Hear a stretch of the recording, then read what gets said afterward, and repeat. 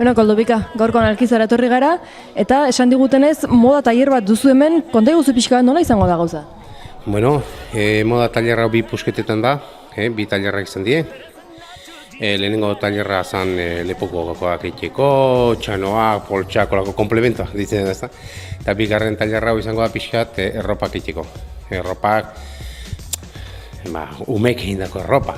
Horrek izan nahi du nahiko askatasun ez egindako erropa dira. Eta gehien bat landuko da estampaduak. Nola egin estampaduak oial baten gainean eta geho moztuta hori. Baina gehien bat dauka grafiko kutsu hori tailerra guztiak izan.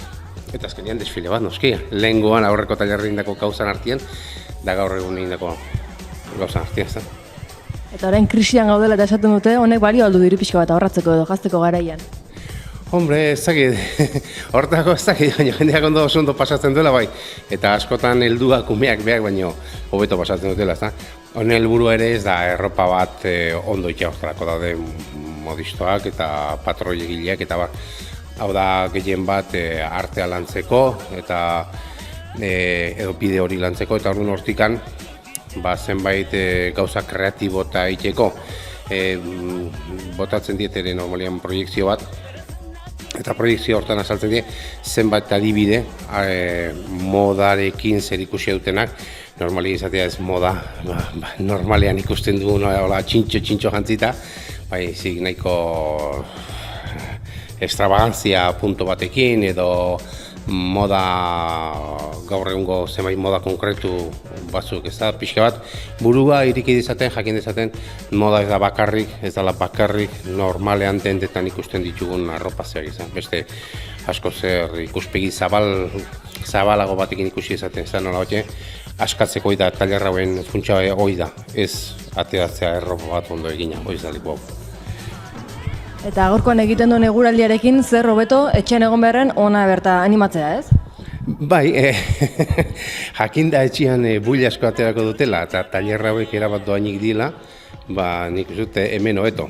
Bueno, bakoitza bere ikuspegia du eta askok ere ez dute pentsatzen dute tailerra hauek ez dutela ezartzako balio, baina hori ez da janera arazoa, eta norberaren arazoa, eta bere horrekin zeiten duten, normalien.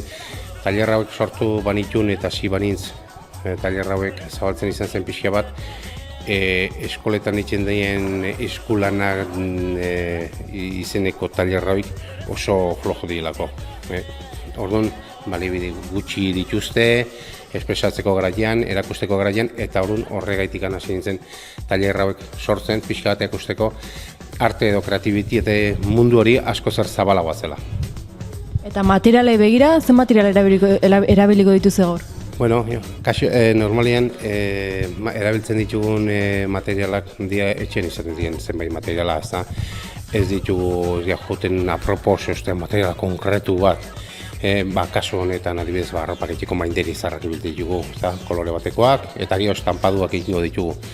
Bakoitza bere estampaduak prestatu behar ditugu, idanik erakusteteana. Eta geho estampatu, noski kolorekin, eta koloreko marrazkik sartzen hasiko die oial horien gainean, ez da. Komplementoen kasuan denetarik, filtro puskak, kainabera puskak, alambreak, rotulagailu zarrak, denetarik, ez da. Pixka bat, egin daitezkela gauzak bertan dauden gauzekin ez da jungabe beti, ez da, nik hori dela helburua.